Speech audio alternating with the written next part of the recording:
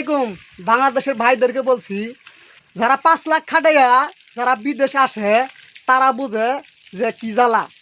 50 degree 55 degree এই রোদের তাপমাত্রার মধ্যে কাজ করতে হয়। তার মধ্যে যে গরম হাওয়া, এই হাওয়ায় মনে করুন যে গোয়াতে সদাগত পানি বের হয়।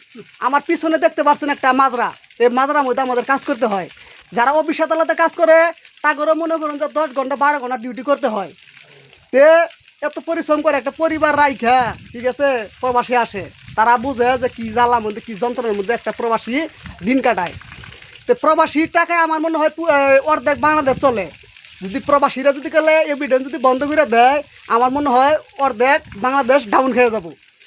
তে আমি বলছি বিভিন্নর ভাইকে বলছি, তে আপনারা একটা এমপি মন্ত্রী হইয়া প্রবাসীরা আপনারা বলেন যে আমরা বৈশা বৈশা বলে মোবাইল বলে টিলে মানে জাওয়াল টিভি মানে মোবাইল বলে টিভি।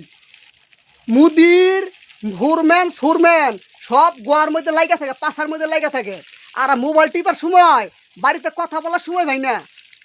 আশা এরকম এই কথা আমরা কোনোদিন আশা করি নাই ভাই, যে একটা এমপি মন্ত্রীর মুখে এত এই কথা কোনোদিন আমরা আশা করি নাই।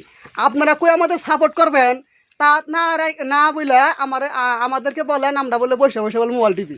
এই কথাটা ভাই আপনার মুখে ভাই আশা করি নাই কে। ঠিক আছে, আপনারা একটা শিক্ষিত মানুষ হইয়া একটা এমপি মন্ত্রী হইয়া এই কথা কেন বলেন ভাই?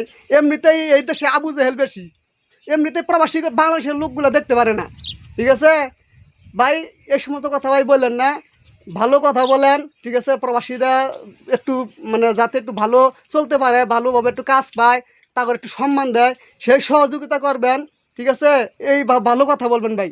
তো প্রত্যেকটা ভাইদেরকে বলছি আমার ভিডিওটি শেয়ার করে দেন, যাতে এমপি মন্ত্রী যেন দেখতে পারে আমার কথাগুলা। আমি কিন্তু খারাপ কিছু বলি নাই, খারাপ কিছু বলি নাই যে না এই ছেলেরা খারাপ কিছু বলছে।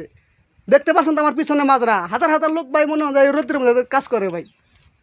সবাই ভালো থাকবেন, আর আমার ভিডিওটা দয়া করে একটু শেয়ার করে দিবেন যাতে এমপি মন্ত্রীরা দেখতে পারে।